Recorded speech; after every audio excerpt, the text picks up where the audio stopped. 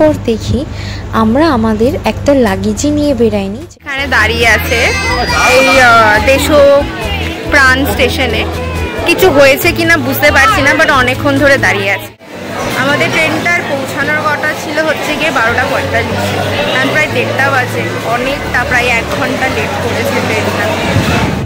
তারপর আমাদের একজন ফ্যামিলি মেম্বারের শরীরটা খারাপ হয়ে যায়। তারপর গোটা ট্রিপেও অনেক নানান জিনিস হতে থাকে। গুড মর্নিং সকলকে অনেক অনেক স্বাগত আমার একটি নতুন ব্লগ ভিডিওতে। আমার ব্যাক সিটে আমার মা এবং আমার দিদা বসে আছে, আর এই ভিডিওটা আমি বানাচ্ছি হচ্ছে সকাল 6:30 নাগাদ।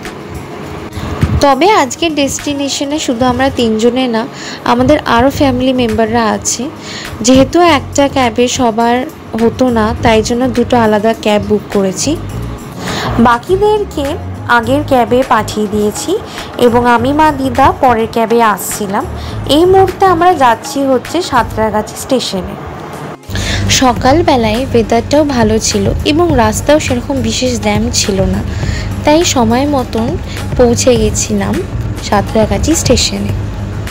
কিন্তু যেটা ঘটনা হয়েছিল সেটা হচ্ছে সাঁতরাগাছি স্টেশনে পৌঁছানোর পর দেখি আমরা আমাদের একটা লাগেজই নিয়ে বেরাইনি, যেটার মধ্যে আমি এবং আমার দিদার জামা কাপড়গুলো ছিল।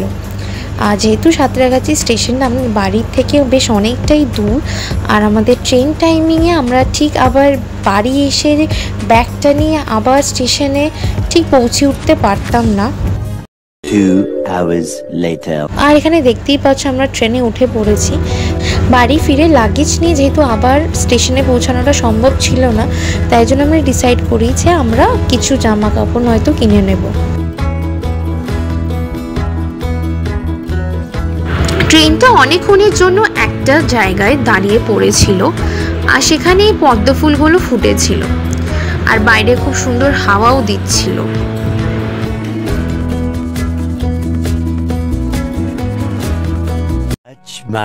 much later প্রায় 15 মিনিট ধরে এখানে দাঁড়িয়ে আছে এই দেশপ্রাণ স্টেশনে।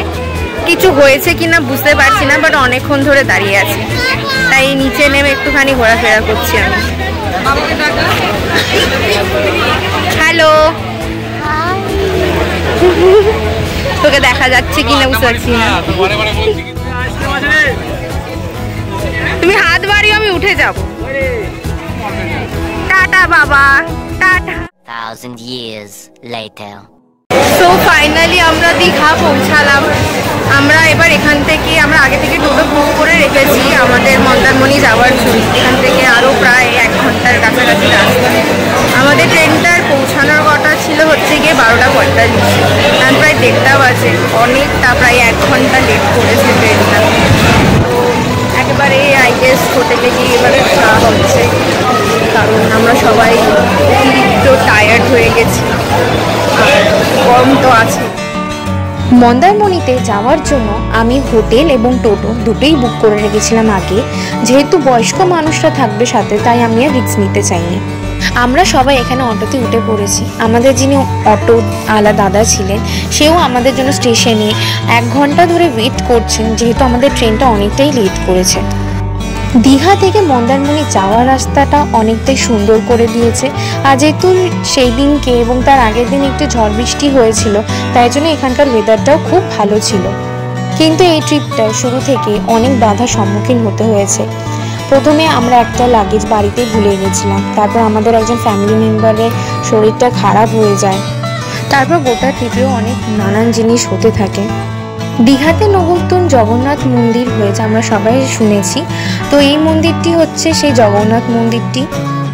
সব কিছুর মধ্যে যেহেতু অনেক দিন পর ঘুরতে গেছি, আর প্রকৃতির মাঝখানে গিয়ে নিজেদেরকেও খুব রিফ্রেশ মনে হচ্ছিল, তাই দীঘা থেকে মন্দারমণির 1 ঘন্টা রাস্তাটা খুব একটা আমাদের ধকলদায়ক লাগেনি, বরঞ্চ ভালোই লেগেছে। কারণ অনেক দিন পর সমুদ্রের কাছে গিয়েছিলাম, আর পুরো রাস্তাটা এরকম বিভিন্ন জায়গায় বিভিন্ন প্রাকৃতিক দৃশ্য দেখে সত্যি খুবই মনটা ভালো হয়ে যাচ্ছিল।